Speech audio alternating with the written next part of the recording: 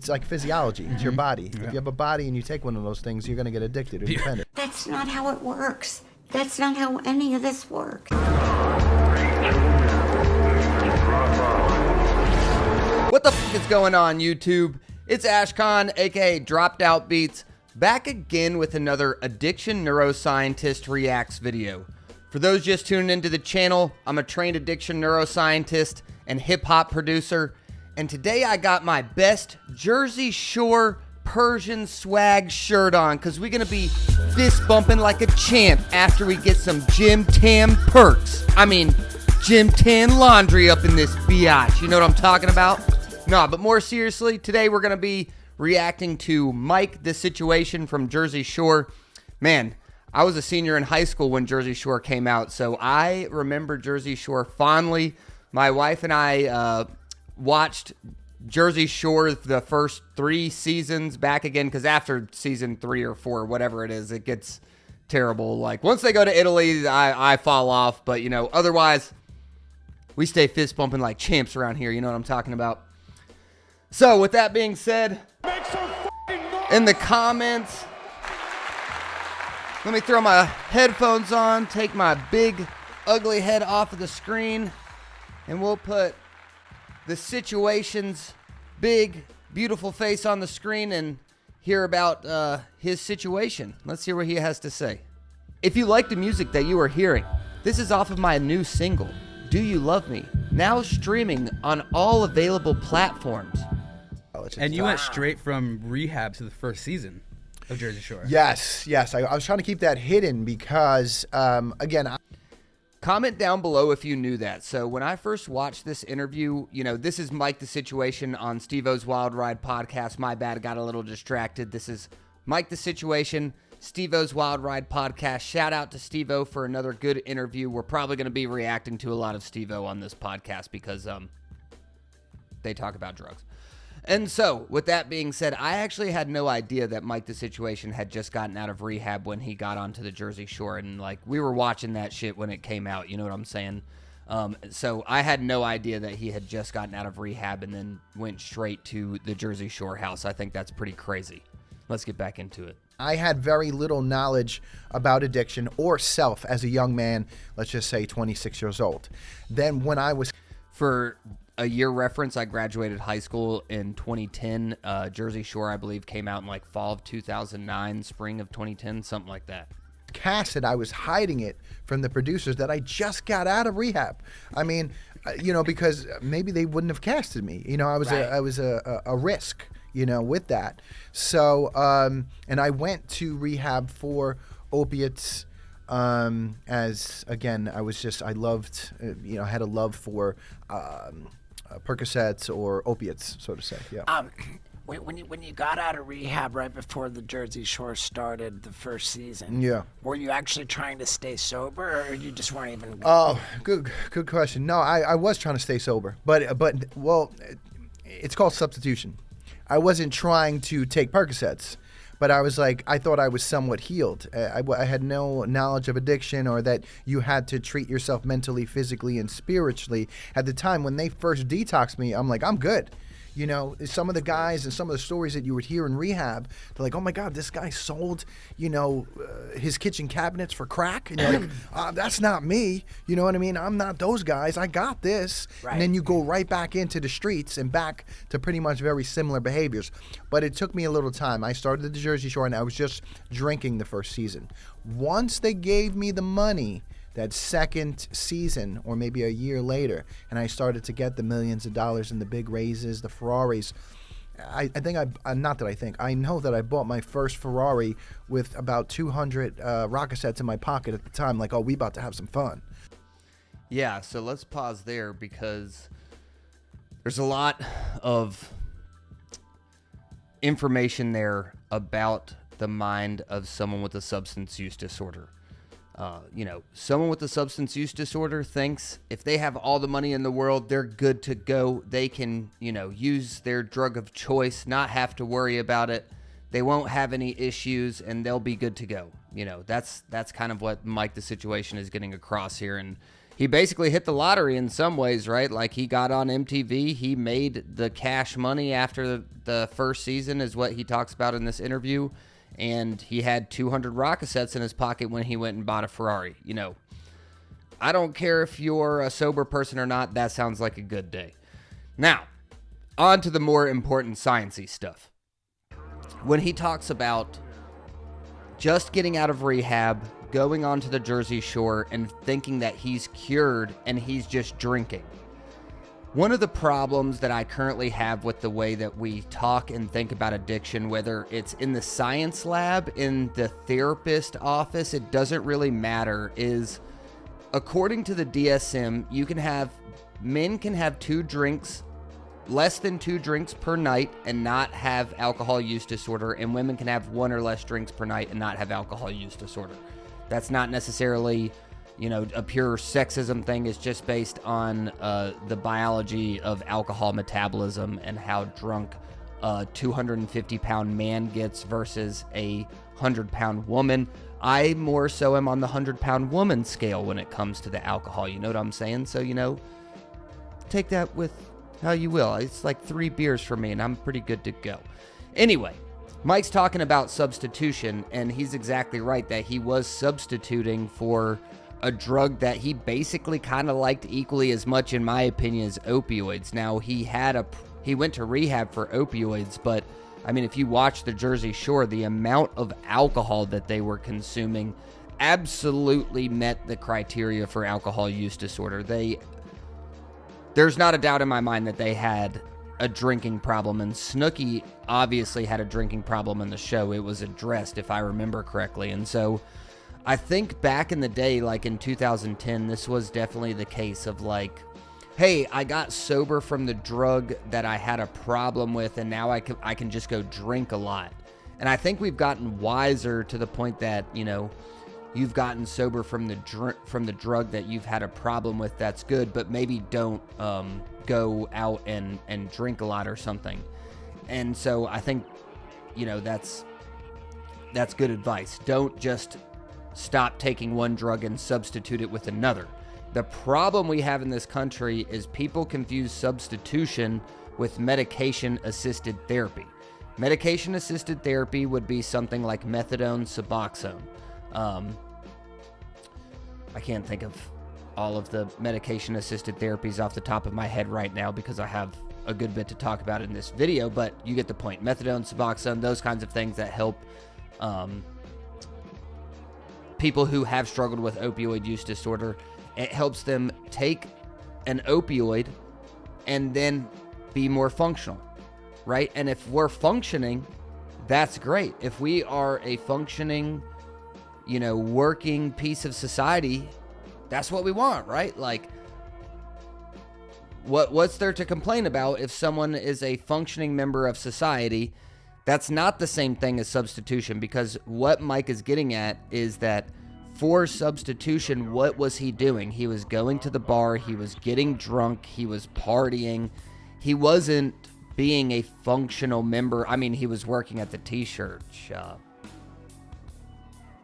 for what it's worth, but like, you know what I'm saying? Like, that man was drunk all the time, and that classified as an alcohol use disorder. So he substituted. He didn't utilize medication-assisted therapy. So something to think about. Those are 2 totally separate things. Don't get them confused.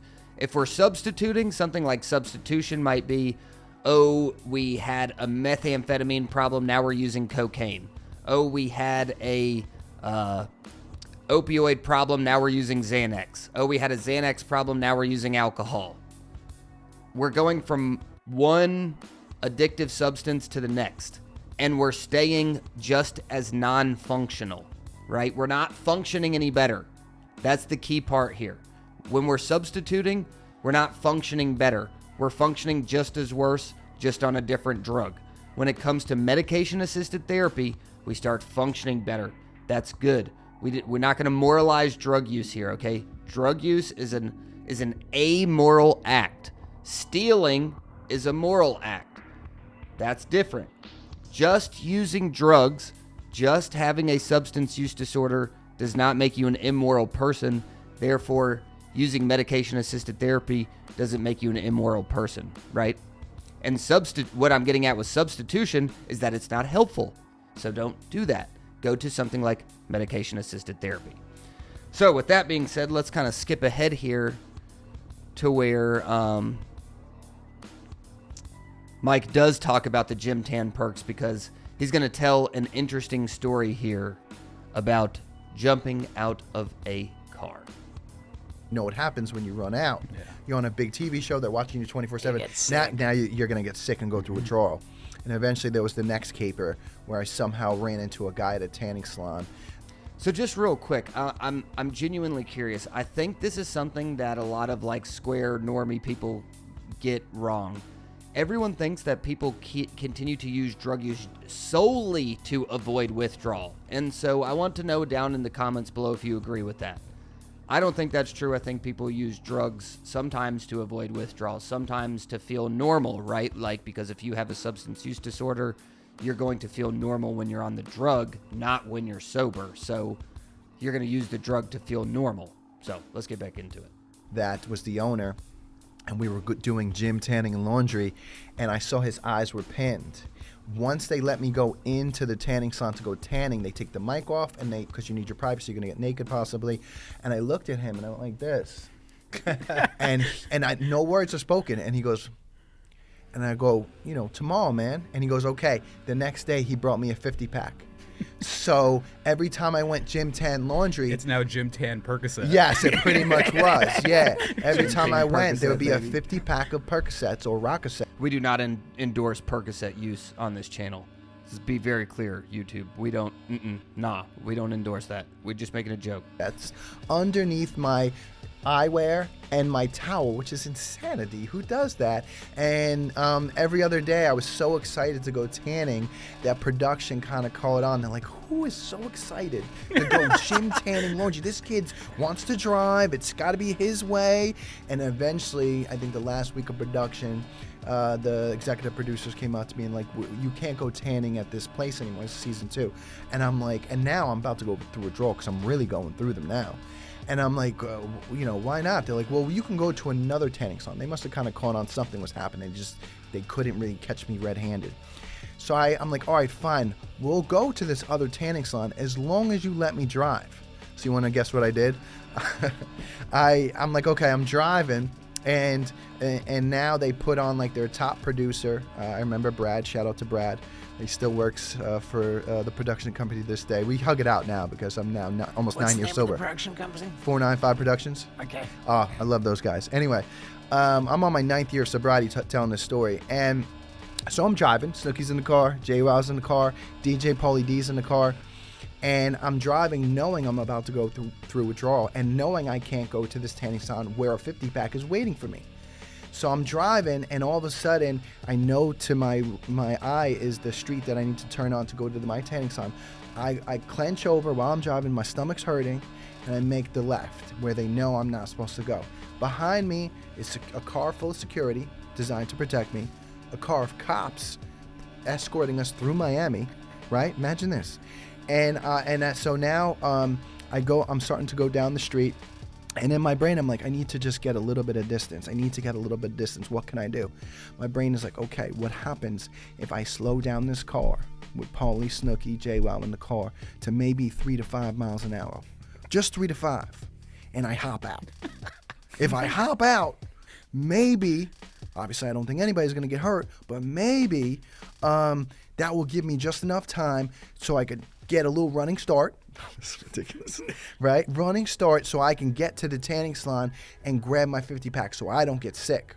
So guess what I did? That's exactly what I did. I jumped out 3 to 5 miles an hour. The producer that was in charge of making sure that I didn't pull any funny stuff was in the passenger seat. He had to jump on the wheel, jump in the car, and it was only 3 to 5 miles an hour, but it is the truth. So they stopped the car, and I'm running. I got a little bit of a head start because now I got cops and I got the security chasing me into the tanning salon. Now it's not like a casual occurrence where I'm into the tanning salon where it's going to be under my towel with my eyewear. Now I run into the foyer and I'm like, give me the shit. And I like scream because I got people chasing me now. he got all crazy, like, oh my God, what's going on? Threw the 50 pack in the center of the foyer. I grabbed it, ran to the bathroom, locked the door, popped 6, then put it in my jock strap it. And then I'm telling you, I didn't have any. As soon as I locked the door, popped 6, put in my jock strap, banging on the door. I didn't have I have 5 seconds, you know what I mean? And then I opened the door with a grin, knowing that those oxys are about to kick in no matter what happens. And they were like, Mike, we know what you did. And I said, prove it. And then they're like, can we frisk you? I said, you're going to have to call my attorney first. And then that's how that worked out. Wow. So, but that they knew when they say we know what you did. Like, did they really know? They definitely knew. They just didn't they were trying to catch me red-handed. And they wanted the proof. You know, you can't accuse people, whether it was 10 years ago or whether it is today. They needed the proof. They needed the drugs. They needed to... They need the body. They need... Yeah, so we'll pause there because I think that's a really good story of what active addiction looks like, because we throw around this word addiction all the time. Oh, I'm addicted to this. Oh, I'm addicted to that. Let's make it very clear. If you're not willing to jump out of a moving car to go get your drugs, you're not addicted to the thing, okay? It's very easy. It's not very easy, but you get my point. So if you are someone that feels like you are struggling, if you feel like you're willing to jump out of a moving car to go get your drug of choice, that is a key indicator that you might be developing a drug addiction. If you are starting to develop anxiety around the thoughts of not having that drug, key indicator you are developing a drug addiction. And that's kind of what Mike is getting at there, right? Is he was starting to have anxiety surrounding withdrawal on national television, being that he was about to go through withdrawal on national television and have, be really sick on national television, and people are like, oh shit, what the hell's wrong with this guy? And so he was willing to jump out of a moving car to go get his drugs, that he desperately needed. And a lot of people don't understand that feeling. You know what I mean? A lot of people don't understand the feeling of, I'm about to figure out a way to jump out of this fucking car to go get my drugs. So that's just something to think about. Like most people, we say, oh, I'm addicted. Like I said, addicted to this, addicted to that. You're not addicted until you're willing to jump out of a car. Another thing I want to say is that so many people are clueless of all the people that are on drugs around them. Everyone thinks that being on drugs is this like obvious thing that like, oh, when I look at someone, I'm going to know that they're on drugs. It's like, no. If you're not one of us and one of the drug people, you're never going to look at anybody and know who's on drugs, okay? I can look at all of you and know when you're on drugs, okay? That's what he's saying, is they just did the look. His eyes were super dilated, and he was like, you got this shit. I got you. Let's go. Like, yeah. It's not, for the drug users, it's not that hard. We don't need a communication. We don't need to communicate in English, we just point. Like, people think everything is going to be out in the open, this like super diabolical thing, but it's not. There's a lot of functional drug addiction happening. People are making millions of dollars while they're high on Percocet. You know what I'm saying? Going to the gym tan Percocet. Anyway, let's skip ahead to the real meat of this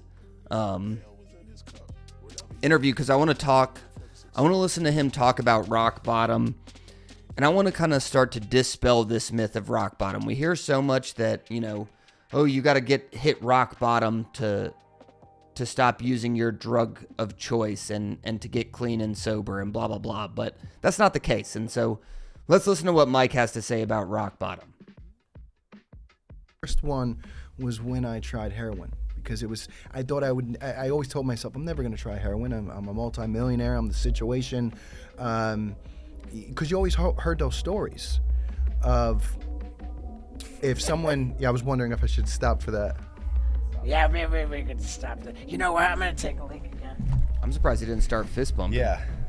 You guys got a lot in common. This guy was a heroin dealer on the East Coast. I was a maniac and nobody knew about it. Yeah, You know what I was bringing stuff from Staten Island up to up to like Vermont, Burlington, Vermont, because up in Burlington, like an Oxy 80 would go for like $120. Yeah, 100%. Yeah, Yeah. I mean, I so fucked up. I used to have connects in Brooklyn, and but eventually, once I got into the pills, it was kind of like the beginning and the end, because, like Biggie said, never get high on your own supply. In the beginning, when I had the pills and I was selling them, like I thought I was like, cool. I was like, oh, I'm because they're hard to get. Yeah. Like, oh, here, I'm at the parties and things like that. But once you start to take them, it's like the beginning of the end. It's like your own demise. Yeah. Because it's like physiology. It's your body. Yeah. If you have a body and you take one of those things, you're gonna get addicted or dependent. Nope. You know what? I'm not even gonna say it. I'm gonna let the Allstate lady say it. Say it for me. That's not how it works. That's not how any of this works. Okay, guys, so I'm editing back this Mike the Situation video, as you can see behind me, and I realized that I forgot to make a clear distinction between addiction and physical dependence. That's primarily because the situation basically equated them to be the same thing.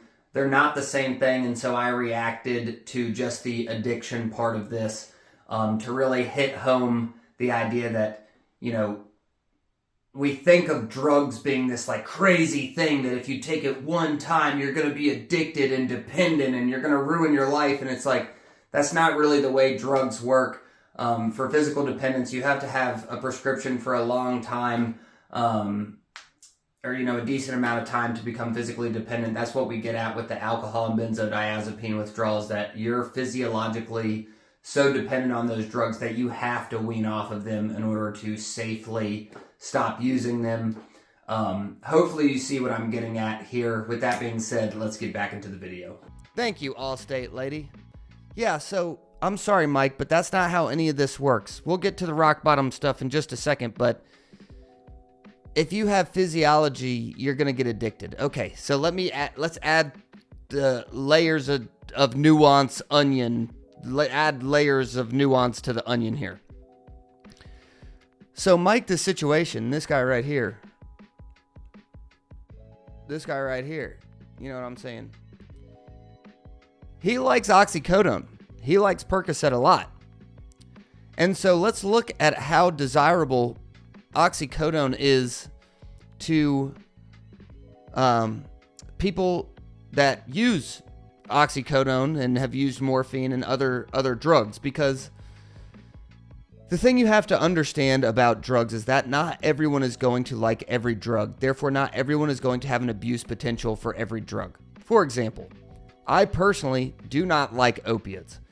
I have been prescribed opiates. I have taken opiates. Every time I take them, I think I was prescribed a Percocet 10 like he was talking about when I had my wisdom teeth pulled. It makes me nauseous. Like a fucking 10 mgs, 10 milligram oxycodone makes me nauseous. And 80 might destroy me. You know what I'm saying? Now, there are other things that I'm more, prone to liking.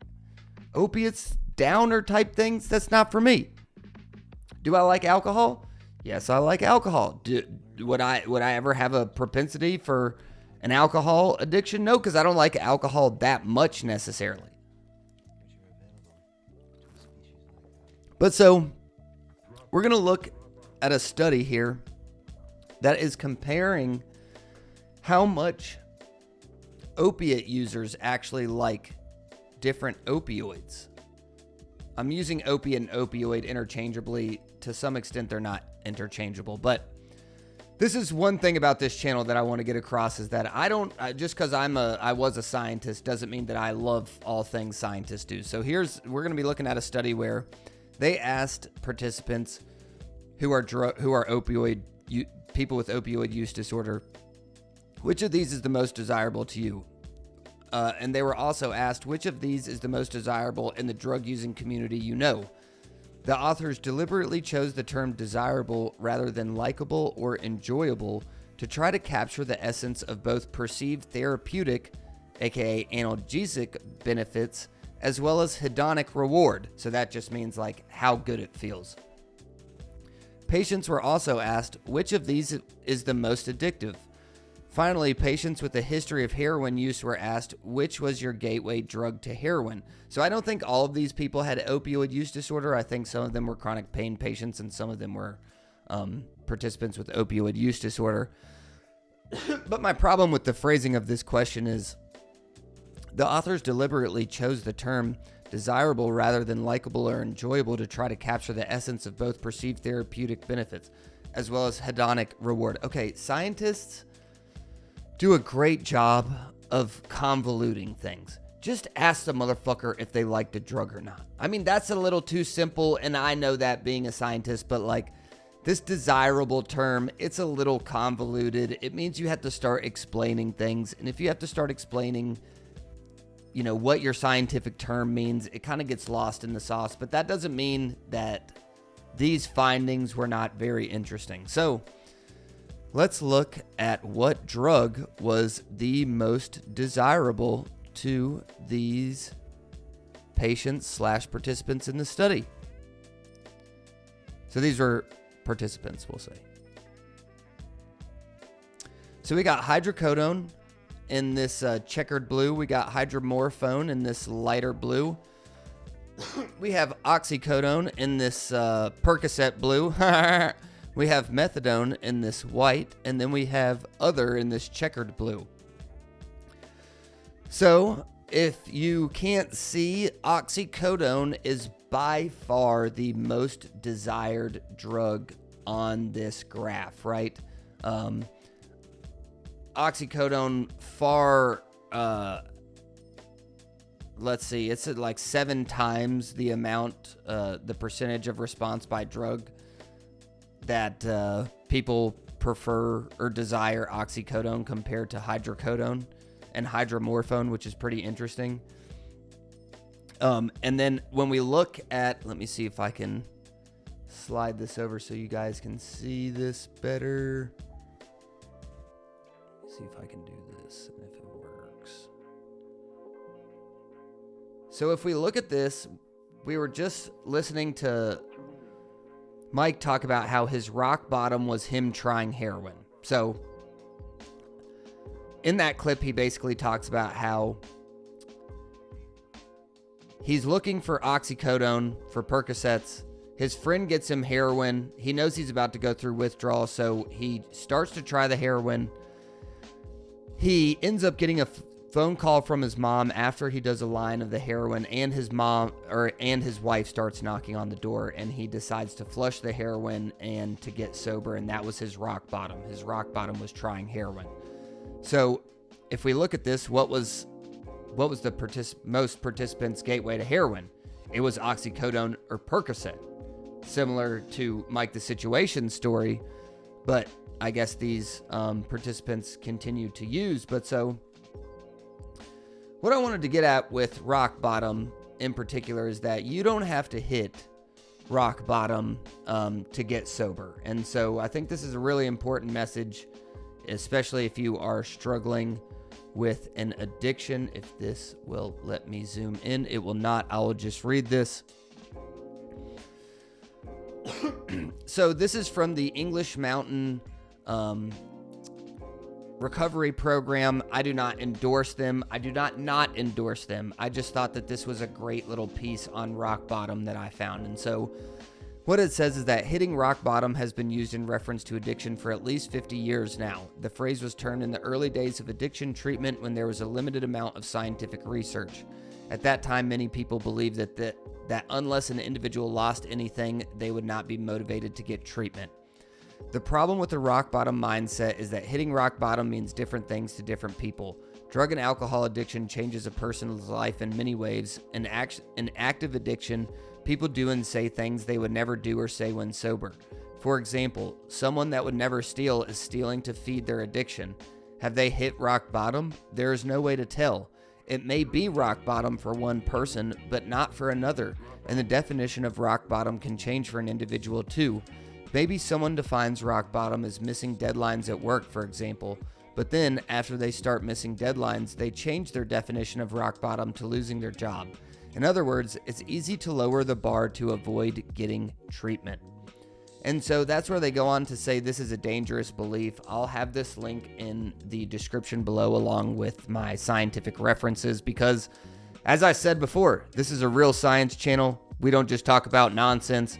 We reference real science, and this rock bottom is a great embodiment of real science that has been found.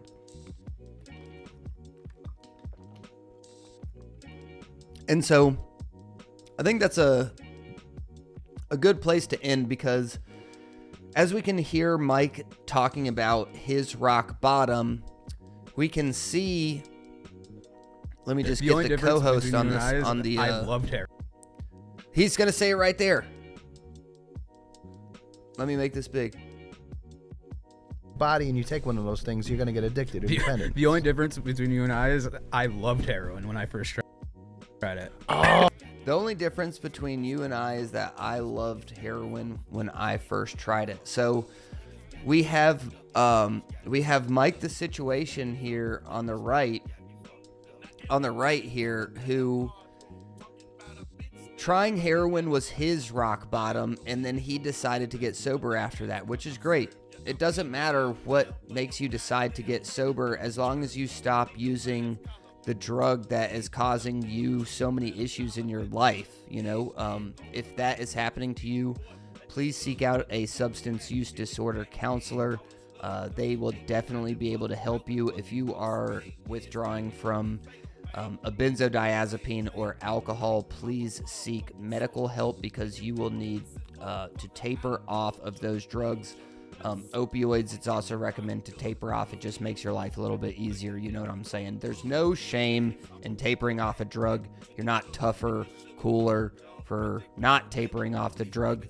You might just be dumber and possibly having serious withdrawal that could kill you in the case of benzodiazepine and alcohol withdrawal. But so we'll end the video here because I think I got my point across.